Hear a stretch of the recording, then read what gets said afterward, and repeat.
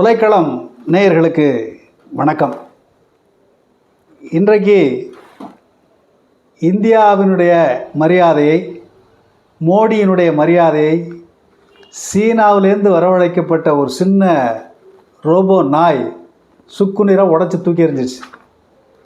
அதை பற்றி தான் இந்த வீடியோ. அந்த வீடியோவுக்கு போகிறதுக்கு முன்னால் நண்பர்கள் இந்த சேனலை சப்ஸ்கிரைப் பண்ணணும்னு கேட்டுக்கிறேன். நண்பர்களே, இந்த மோடி தான் உலகத்திலே ஒரு பெரிய தலைவர், உலக சமாதான தூதுவர். பல நாடுகளுக்கு உக்ரைன் போரை நிறுத்தக்கூடிய வல்லமை அவருக்கு தான் உண்டு. அவர் தான் விஸ்வகுரு என்றெல்லாம் திரும்ப திரும்ப பிஜேபிக்காரன் ஆர்எஸ்எஸ்காரெலாம் ஒரு மோடியை அப்படியே ஊதி பெருக்கி ஏதோ உலகத்திலே தலை சிறந்த தலைவர் அப்படி மட்டும் இல்லை, மோடி வந்த பிறகு தான் இந்தியாவுடைய மரியாதை உலகத்தின் பார்வையில் உயர்ந்திருக்கு அப்படிங்கிறத போல் ஒரு பில்டப் தொடர்ந்து பண்ணிக்கிட்டே இருக்கிறாங்க. ஆனால் மோடி வந்ததுக்கு பிறகு தான் இந்தியாவுக்கு இருந்த கொஞ்சம் நெஞ்ச மரியாதையும் குட்டிச்சோராக போச்சு, நாராக கிழிஞ்சு போச்சுங்கிறது தான் அவர் யதார்த்தம். அதுக்கு ஏராளமான உதாரணங்கள் இருக்குது.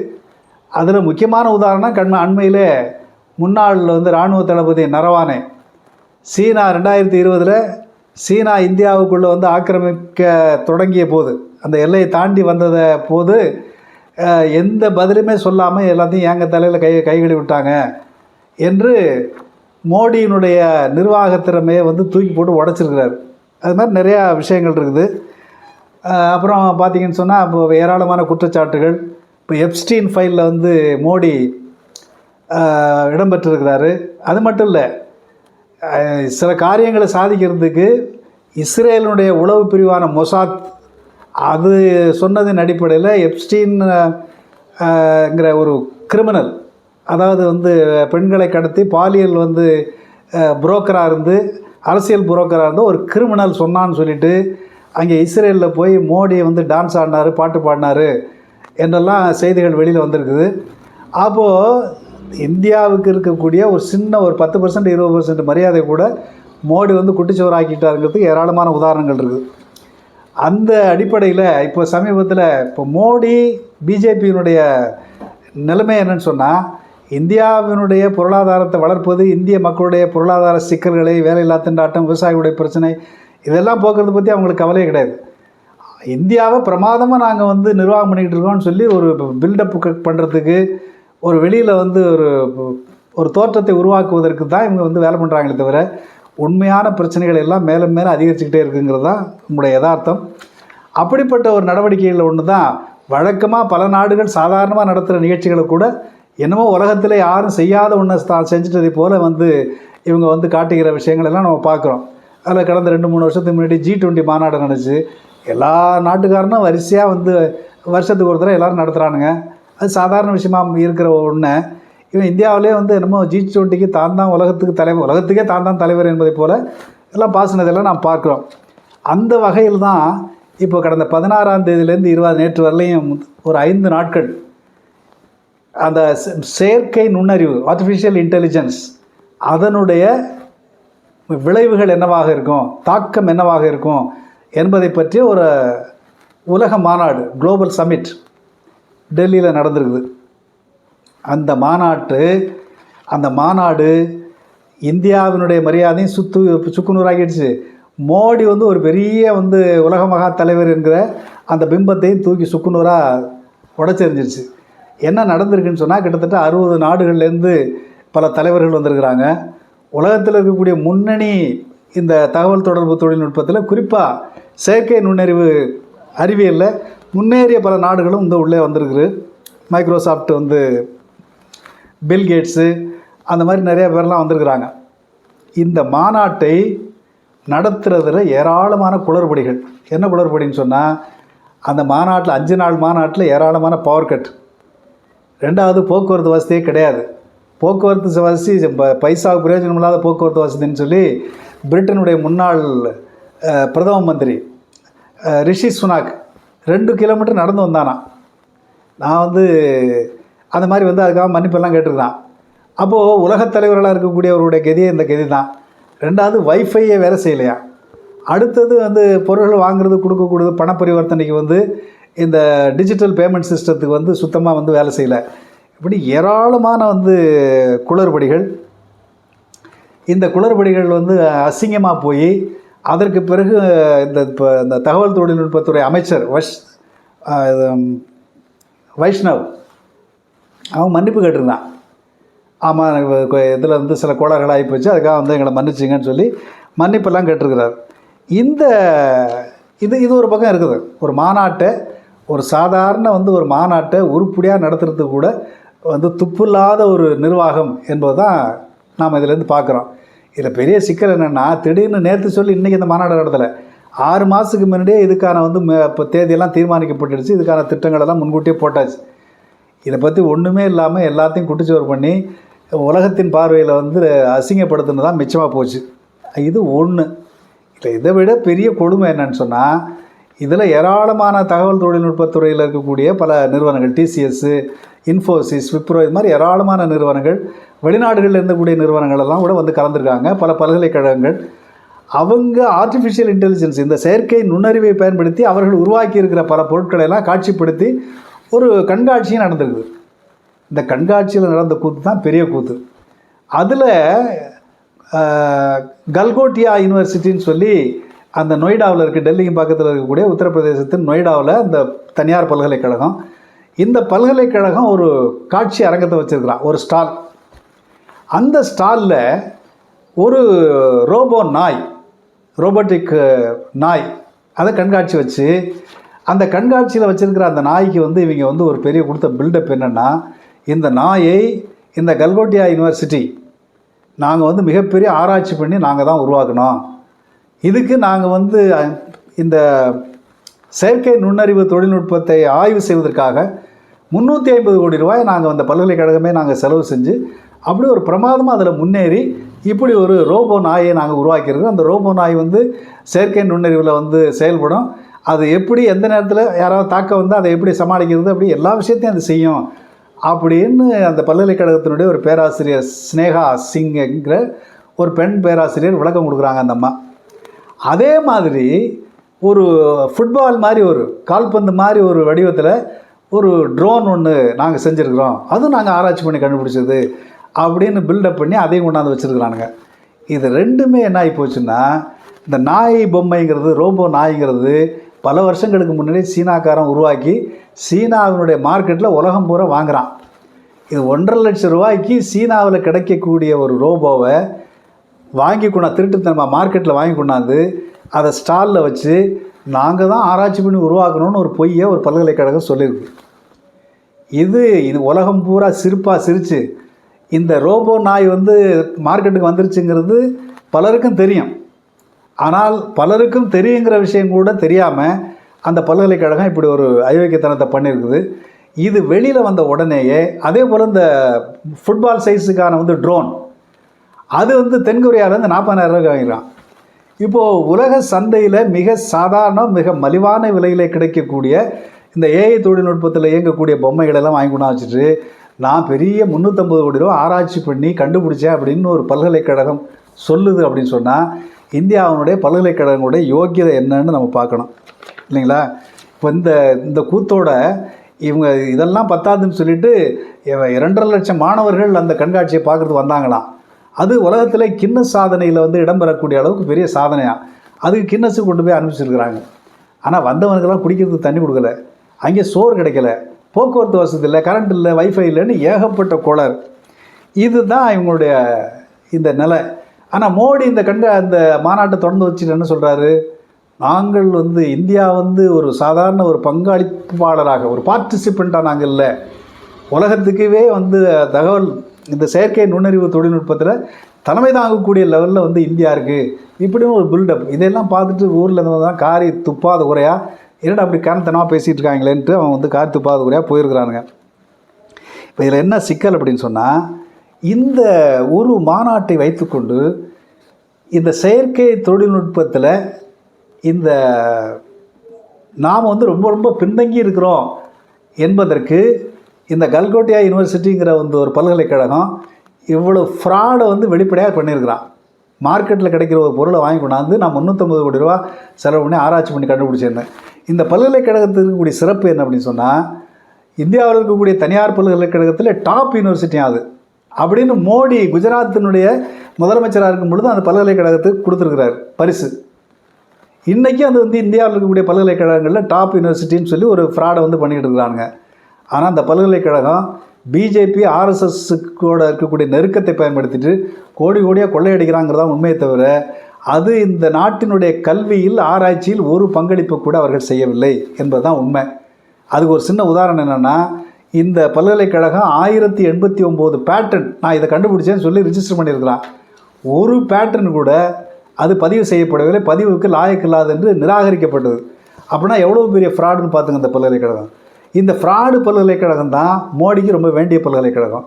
இந்த பல்கலைக்கழகத்துக்கு எந்த நிறுவனத்துக்கும் கொடுக்காத அளவுக்கு மிகப்பெரிய ஸ்டாலை வந்து அந்த கண்காட்சியில் கொடுத்துருக்கானுங்க. இப்போ ஐஐடி மெட்ராஸுக்கு 35 சதுர மீட்டர் வந்து இடம், கரக்பூருக்கு வந்து 35 சதுர மீட்டர், பாம்பேக்கு 35 சதுர மீட்டர், மற்றதுக்கெல்லாம் 28, 10, 12 சதுர மீட்டர் தான் கண்காட்சிக்கான ஸ்டாலு. இந்த கல்கோட்டியா யூனிவர்சிட்டிக்கு மட்டும் 155 சதுர மீட்டர் கடவுள்ள மிக பிரம்மாண்டமான வந்து ஸ்டால் கொடுத்துருக்கான். இந்த ஸ்டாலில் தான் சீனாவிலேருந்து வாங்கின பொம்மையை வச்சுக்கிட்டு இந்த பித்தலாட்டத்தை அவன் பண்ணியிருக்காங்க. இந்த பித்தலாட்டம் உலகம் பூரா வந்து அம்பலமானதற்கு பிறகு உடனடியாக அந்த ஸ்டாலை வந்து க்ளோஸ் பண்ணி வெளியில் எடுத்துகிட்டு போயிட்டாங்க. இதுதான் வந்து இந்த கண்காட்சி இந்தியாவுக்கு உருவாக்கி கொடுத்துருக்கிற பெரிய பேர். இது என்ன அப்படின்னு அது மட்டும் இல்லை, இதில் இன்னொரு விஷயம் என்ன அப்படின்னு சொன்னால், இந்த பல்கலைக்கழகம் அப்படி நடந்துக்கிட்டுங்கிறது என்னுடைய பொருள் என்ன? அப்போ இந்தியாவில் இருக்கக்கூடிய இப்போ ஏஐ தொழில்நுட்பம், இப்போ செயற்கை நுண்ணறிவு தொழில்நுட்பத்தில் இன்றைக்கி வந்து லீடராக இருக்கிறது யாருன்னு சொன்னால், முதல்ல அமெரிக்கா, ரெண்டாவது சீனா, மூணாவது ஐரோப்பிய நாடுகள், பிரிட்டன், இந்த மாதிரி நாடுகள் தான் முன்னணியில் இருக்குது. இந்த ஏஐ தொழில்நுட்பத்தில் நாம் வந்து ஒரு இன்ச்சு கூட இன்னும் முன்னேறலை. ஏன் முன்னேறலைன்னா அதுக்கான ஆராய்ச்சி எதுவும் இந்தியாவில் இல்லை. இப்போ சீனாவிலேயோ அல்லது வந்து இப்போ சீனாவில் இந்த ரோபோ நாயை தயார் பண்ண ஒரு நபர் இருக்கார், அவர் வந்து யூனிட்ரின்னு சொல்லி ஒரு நிறுவனத்தை வச்சுருக்கிறார். அவன் பல்கலைக்கழகத்தில் படிக்கும் பொழுதே வெறும் வந்து 1 லட்ச ரூபா செலவு பண்ணி இந்த மாதிரி ஏஐ தொழில்நுட்பத்தில் இந்த மாதிரி பொருளை எல்லாம் உருவாக்கியிருக்கிறாரு. அதை உருவாக்குறதுக்காக சீன அரசாங்கம் வந்து 8 லட்ச ரூபா வந்து மானியம் கொடுத்துருக்குது. இதை வைத்துக்கொண்டு ஒரு தனி நபராக உருவாக்கின நாய் தான் இன்றைக்கி இதில் சந்தையில் இருக்கக்கூடிய சீன சந்தையில் கிடைக்கக்கூடிய அந்த நாய், ரோபோ நாய். அதை வந்து 1.5 லட்ச ரூபா கொடுத்து வாங்கி வச்சுக்கிட்டு தான் நான் ஆராய்ச்சி பண்ணி கண்டுபிடிச்சேன் இந்த ஃப்ராடு போய் பித்தலாட்டம் பண்ணியிருக்கிறான். நான் எதுக்கு சொல்ல வரேன்னா, அப்போது சீனா போன்ற நாடுகளில் நம்ம முன்னணியாக இருக்கக்கூடிய மாணவர்களை ஊக்கப்படுத்தி இதுபோல் ஏராளமான சாதனைகளை படைக்கிறார்கள். இன்றைக்கி ரோபோக்கள் உற்பத்தி செய்கிறதுல உலகத்தில் உற்பத்தி ஆகிற ரோபோக்களில் 40% ரோபோக்களை சீனா உற்பத்தி பண்ணுது. இப்போ சீனாவுக்கிட்ட நெருங்க முடியலை. வந்து இந்த செயற்கை நுண்ணறிவு தொழில்நுட்பத்தில் அமெரிக்காவை வந்து கீழே தள்ளுற அளவுக்கு அவன் ஆராய்ச்சியை வந்து மேலும் மேலும் மேலும் எடுத்துக்கிட்டே போயிட்டுருக்காங்க. இப்போ சீனாவை பார்த்தா அமெரிக்காவே பயந்துகிட்டு இருக்கிறான். இதுதான் நம்ம வந்து இன்றைக்கி பார்த்துக்கிட்டு இருக்கிற வந்து யதார்த்தம்.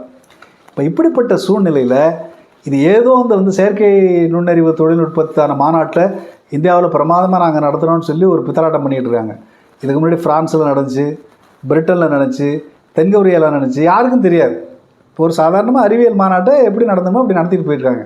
ஆனால் இந்தியாவில் மோடி தான் அதை ஊர் பூரா விளம்பரப்படுத்தி ஏதோ பெரிய சாதனை உலகத்துக்கே வந்து இந்த அறிவியல் தொழில்நுட்பத்தில் தலைமை தாங்க போகிறது மாதிரி ஒரு பித்தலாட்டத்தை இவர்கள் செய்து கொண்டிருக்கிறார்கள். அப்படி தான் இந்த மாநாடு நடத்தப்பட்டிருக்குது.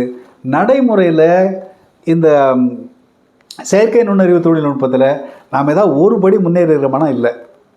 ஆனால் இன்றைக்கி கம்ப்யூட்டரை வந்து அறிவியலில், கணிப்பொறி அறிவியலில், இந்த இன்டர்நெட் இதிலெல்லாம் மிகப்பெரிய அளவுக்கு ஏராளமான பொறியியலாளர்கள், என்ஜினியர்ஸ் வந்து இந்தியாவில் ஏராளம் லட்சக்கணக்கில் உருவாகிறான். ஆனால் அந்த திறமையை பயன்படுத்தி அடுத்த கட்டமாக முன்னேற்றத்தை நோக்கி கொண்டு செல்வதற்கான எந்த திட்டத்தையும் மோடி அரசாங்கம் செய்யவில்லை என்பது தான் நாம் வந்து பார்க்கக்கூடிய உண்மை. ஒன்று. ரெண்டாவது, இந்த தகவல் தொழில்நுட்பத்தில் இப்போ என்ன பேசிகிட்டு இருக்காங்கன்னா, நாங்கள் வந்து 10 லட்சம் கோடி ரூபாயை வந்து அம்பானி வந்து முதலீடு செய்ய போகிறாராம். இப்படி ஒரு புரளி. அடுத்து இந்த தகவல் தொழில்நுட்பத்துறையில் இப்போ ஆர்டிஃபிஷியல் இன்டெலிஜென்ஸில் 20 கோடிக்கும் மேற்பட்ட மூலதனம் இந்தியாவுக்குள்ளே வரப்போகுது என்று ஒரு பெரிய பில்டப்பு, ஒரு பெரிய பிரச்சாரம். இப்போது 20 லட்சம் கோடி ரூபாய் இந்தியாவுக்குள்ளே மூலதனம் வர்றதாகவே இருக்கட்டும், வந்தால் என்ன நடக்கும்? இப்போது செயற்கை நுண்ணறிவு தொழில்நுட்பத்தினுடைய வளர்ச்சி என்ன மாதிரி விளைவுகளை உருவாக்கப் போகிறது என்பது இதுவரையிலும் யாருக்குமே தெரியாது. அது இப்போ தான் முன்னேறிட்டு இருக்குது. ஆனால் இன்றைக்கு இந்தியா போன்ற நாடுகளில் இப்போது செயற்கை நுண்ணறிவை எங்கே பயன்படுத்த முடியும்? இப்போ ஐரோப்பிய நாடுகளில் பல நாடுகளில் வந்து மக்கள் தொகை குறையுது, சீனாவில் விட குறைஞ்சிக்கிட்டு இருக்குது, ஜப்பானில் நிறைய குறையுது, பல நாடுகளில் இளைஞர்களுடைய எண்ணிக்கை குறைஞ்சிக்கிட்டு இருக்குது. அப்போது மக்கள் தொகை குறைகின்ற, இளைஞர்களுடைய எண்ணிக்கை குறைகின்ற நாடுகளில் செயற்கை தொழில்நுட்பம் ஓரளவுக்கு அவங்களுக்கு பயன்படும். ஆனால் மக்கள் தொகை மேலும் மேலும் வளர்ந்து உலகத்திலே பெரிய மக்கள் தொகை கொண்ட நாடு இந்தியா, ஏராளமான இளைஞர்களை கொண்ட நாடு இந்தியா, ஏராளமான இளைஞர்கள் வேலை இல்லாமல் இருக்கிறதும் இந்தியா தான். அப்போ இவ்வளோ பெரிய வேலையில்லா திண்டாட்டம் நிலவுகின்ற ஒரு நாட்டில் செயற்கை நுண்ணறிவு தொழில்நுட்பத்தை உள்ளே கொண்டு வந்தால் என்ன நடக்கும்? மிகப்பெரிய வேலையில்லா திண்டாட்ட பிரச்சனை வருங்கிறது யதார்த்தம். இதை நான் என்னுடைய அனுமானத்திலேருந்து சொல்லலை. நேற்றைக்கு இந்த மாநாட்டுக்கு வந்திருந்த உலக வங்கியினுடைய மேலாண்மை இயக்குனர், மேனேஜிங் டைரக்டர் கிறிஸ்டினா வந்து என்ன சொல்லியிருக்கிறாங்கன்னா, இந்த தொழில்நுட்பம் வந்தால் 40% வேலை காலியாகும் என்று அவர் சொல்லியிருக்கிறார். அப்போது நான் சொன்னால் ஒரு அறகுறைய தற்குறி சொல்கிறேன்னு எடுத்துக்கலாம். ஆனால் உலக வங்கியினுடைய தலைவர் சொன்னால், அவங்களாம் மிகப்பெரிய தொடர்ந்து ஆராய்ச்சி பண்ணுறவங்க, நிறைய தரவுகளை திரட்டி ஆய்வு செஞ்சு முடிவுகளை சொல்கிறவங்க. அப்போ அவர் சொல்கிற அந்த அம்மா சொல்கிறாங்க அப்படின்னு சொன்னால் 40% வேலை காலியாகும்னு சொல்கிறாங்க. அப்போ இந்தியாவில் வந்து தகவல் தொழில்நுட்பத்துறையில், குறிப்பாக வந்து ஆர்டிஃபிஷியல் இன்டெலிஜென்ஸில் மைக்ரோசாஃப்ட்டுக்காரன் அல்லது கூகுள் பிச்சைலாம் இங்கே வந்து நிறைய பேசியிருக்கான் ஆந்திராவில் எல்லாம். அப்போது மற்ற இந்த துறையில் வந்து முன்னணியாக இருக்கக்கூடிய அமெரிக்க நிறுவனங்கள், முகேஷ் அம்பானி இவெல்லாம் மூலதனம் போட்டான்னா என்ன நடக்கும்? இப்போ இருக்கிற அறகுறை வேலைவாய்ப்பையும் சுத்தமாக குட்டிச்சுவராக்கும் என்பது தான் நம்முடைய இங்கே இருக்கக்கூடிய மிகப்பெரிய அபாயம். இதை பற்றியெல்லாம் இந்த அரசாங்கம் வந்து யோசிக்குதா அப்படின்னு சொன்னால் அப்படியெல்லாம் எந்த இதுவும் இல்லை என்பதை தான் நான் பார்க்குறோம். இப்போ இன்னும் ரெண்டாவது விஷயம் என்னென்னா, இந்தியாவில் இருக்கக்கூடிய பல்கலைக்கழகங்கள் ஒரு உண்மையான ஆராய்ச்சியை, உருப்படியான ஆராய்ச்சி ஏதாவது பண்ணுறாங்களான்னா ஒன்றும் உருப்படியாக ஒன்றும் இல்லை. இப்போ மோடி வந்ததற்கு பிறகு இப்போது பேர் சொல்லிக்கிற மாதிரி ஒரு பல்கலைக்கழகம் இருந்தது, ஜவஹர்லால் நேரு பல்கலைக்கழகம், JNU.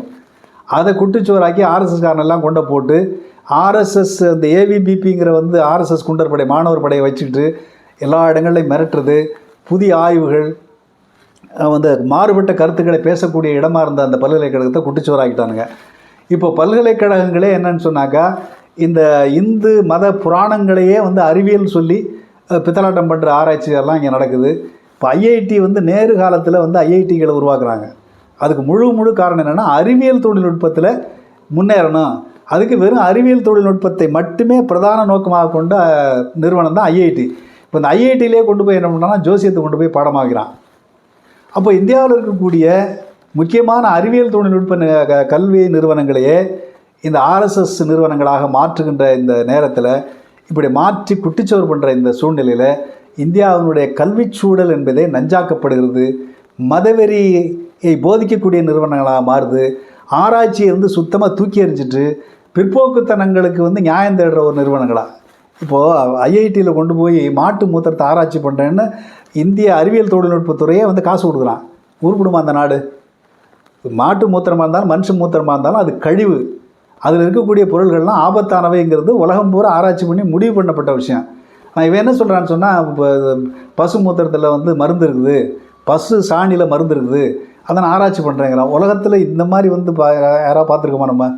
அப்போது ஆராய்ச்சி என்பதையே குட்டிச்சுவராக்கி பண்ணுறாங்க. இப்போ இதனுடைய பொருள் என்னென்னா, இந்தியாவினுடைய கல்வி நிறுவனங்களை பூரா அப்படி நஞ்சாக்குனா உண்மையிலே மேட்டுக்குடிக்காரன் உண்மையான அறிவியலை வெளிநாட்டில் போய் படிப்பான். இந்தியாவில் படிக்கிறவன் பூரா அந்த மாதிரி தற்குறித்தனமான காரியங்களே கற்றுக்கிட்டு வெளியில் வருவான். அப்போ இந்திய சமூகம் என்பது ஒரு குருட்டு மூட வந்து காட்டுமிராண்டி சமூகமாக மாறுறது தான் இதில் வந்து நிற்குமே தவிர ஒரு அறிவியல் பூர்வமான வளரக்கூடிய சமூகமாக மாறாது. 2047 இந்தியா வந்து வல்லரசாக போகுது, வளர்ந்த நாடாக போகுது, விக்சித் பாரத்தில் யார் இருப்பா? மாட்டு மூத்திரம் குடிக்கிறவன, மாட்டு சாணி அள்ளி பூசிக்கிறவன் தான் இருப்பான். அப்போது இந்தியாவினுடைய கல்விச்சூழலை வந்து கெடுத்து ஆராய்ச்சியை பின்னுக்கு தள்ளி இந்தியாவினுடைய பேரை வந்து குட்டிச்சோறாக்குற வேலை தான் இந்த மோடி கும்பல் வந்து செய்கிறது. இதில் நம்ம என்ன பார்க்க வேண்டியிருக்குன்னா, இந்த கல்வி நிறுவனங்கள் கல்கோட்டியா யூனிவர்சிட்டி மாதிரி ஒரு பித்தராட்ட கல்வி நிறுவனங்கள் தான் தனியார் கல்வி நிறுவனங்கள்.